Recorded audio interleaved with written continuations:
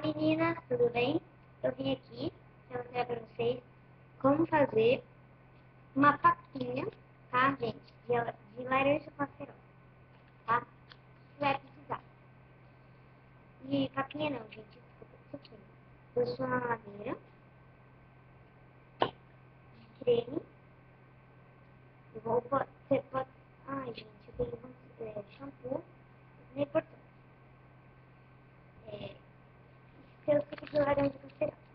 Ou pode ser de qualquer outro tipo de suco.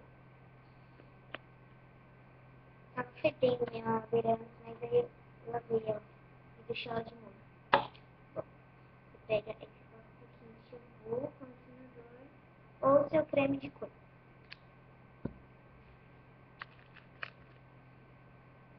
Você coloca um pouquinho de suco, que aí que ficou mistura. E água, tá, gente? Eu vou colocar agora.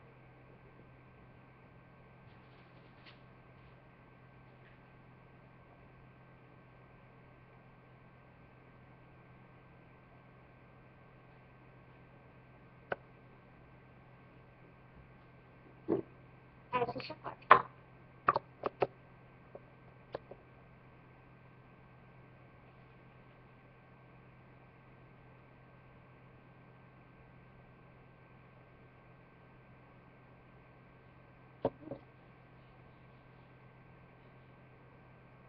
Gente, o que vai acontecer?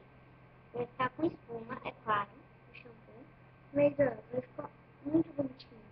Aí você deixa assim, parado por alguns minutinhos, né? Porque claro que não fica de uma hora pra outra, e vai baixar essa espuma, tá, gente? Beijão, espero que vocês tenham gostado do vídeo. Até o próximo vídeo. Tchau, tchau.